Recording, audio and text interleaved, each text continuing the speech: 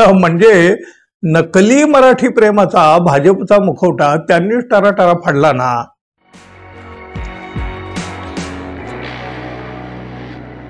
मित्र हो, नमस्कार। मराठीची गळचेपी करून हिंदी भाषेची सक्ती करण्याचा विषय महाराष्ट्राच्या राजकारणामध्ये आता चांगलंच पेटलेला आहे। अनिवार्य हा एक शब्द वगळल्याचं सांगून देवेंद्र फडणवीस आणि एकनाथ शिंदे सुद्धा शब्दांचे खेळ करीत आहेत, शब्दांच्या कसरती करत आहेत। बघा, देवेंद्र फडणवीस हे तर करणारच, पण मराठी माणसाचं राजकारण करणारे एकनाथ शिंदे सुद्धा भाजपाची भाषा बोलतायत आणि मराठी, त्याचबरोबर मराठी माणसांना बगल देत निघालेले आहेत त्यांच्या राजकारणासाठी फक्त। आणि बघा, मराठी माणूस संतापल्यावर देवेंद्र फडणवीस आणि भाजपाची देखील भाषा आता बदललेली आहे। उद्धव ठाकरे आणि राज ठाकरे हे एकत्रित मोर्चा काढू लागले, त्यांना अन्य पक्षांची देखील साथ मिळू लागली, पाठिंबा मिळू लागला। भाजपानं याचा नक्कीच धसका घेतलेला आहे आणि त्यानंतर मात्र आम्हीच खरे मराठीचे कैवारी आहोत असा एक आभास निर्माण करण्याचा प्रयत्न भाजप करू लागला आहे। अजित पवार यांनी मात्र बघा, पहिलीपासून हिंदी शिकवण्याला विरोध केलेला आहे। महायुतीत असून सुद्धा अजितदादांनी आपली रोखठोक भूमिका मांडली आहे। खरं तर कौतुक केलं पाहिजे। साहजिकच यामुळं महायुतीमध्ये एकमत नाही हे तर आपोआप समोर आलंच ना हो, ते काही वेगळं सांगण्याची आवश्यकता उरली नाही। एकूण प्रकरण अंगलट येऊ लागलं म्हटल्यावर फडणवीस यांनी शब्दांच्या कसरती करायला सुरुवात केली। तुम्हाला माहित आहेत फडणवीस बोलतात काय, करतात काय, अनेक उदाहरणं आहेत या आधीची। अहो, त्यांनी आपला मराठी द्वेष आणि हिंदी प्रेम झाकण्याचा जोरदार प्रयत्न सुरू केला, पण भाजपाच्या चंद्रकांत पाटील यांनी फडणवीसांना उघडं पाडलं ना हो।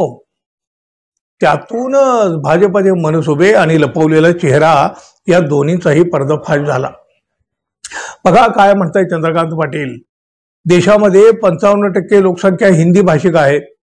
ज्या मुंबईत राहतो त्यात 1.5 कोटी लोक अमराठी आहेत, त्यांच्याशी बोलताना हिंदी हवी की नको असं चंद्रकांत पाटील विचारतायत।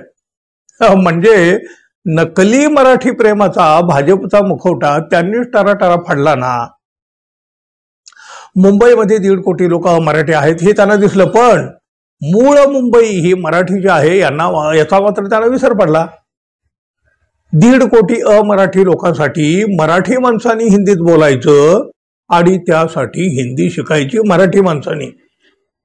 पण मग त्या 1.5 कोटी मराठी लोकांना मराठी का नाही शिकवायची, का नाही त्यांनी शिकायची, त्यांना का नाही कोणी सक्ती करायची?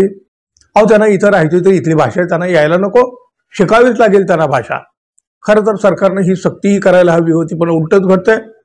अहो, हे तर मराठी माणसांना सांगू लागलेत मराठी माणसाशी बोलण्यासाठी मराठी माणसांनी हिंदी शिकावी। वा, भाजपचे ज्येष्ठ नेते हे चंद्रकांत पाटील, अहो किती हास्यास्पद विधानं करणार। 1.5 कोटी अमराठी लोकांचा यांना पुळका येतोय आणि त्यासाठी मराठी माणसांना आपल्या मातृभाषेला बाजूला ठेवून हिंदी शिकायला हे सांगू लागले आहेत। देवेंद्र फडणवीस मात्र आता वेगळे बोलू लागले आहेत। मराठीवर आमचं प्रेम आहे असं ते सांगतात, भासवतात, दाखवतात। अर्थात प्रेम असतं तर मराठी माणसांना मराठीसाठीच याच महाराष्ट्रामध्ये मोर्चे काढण्याची वेळ आली असती का? जनभावना आक्रमक झाल्यावर फडणवीस यांनी आपलं हिंदी प्रेम झाकण्याचा मोठा प्रयत्न केला, अर्थात तो केविलवाना प्रयत्न, कारण त्यांच्या मनात खरं काय आहे हे लोकांना कळून चुकलं। आता तर त्यांचे ज्येष्ठ नेते चंद्रकांत पाटील यांनी देवेंद्र फडणवीस यांनाच उघडं पाडलंय। बघा, कुणी कितीही झाकलं तरी सत्य कधीही दडपलं जाऊ शकत नाही, झाकलं जाऊ शकत नाही। चंद्रकांत पाटील यांच्या बोलण्यामुळं फडणवीसांचा डाव उघडा पडला आहे असं तुम्हाला वाटतं का? मित्रांनो, जरूर सांगा।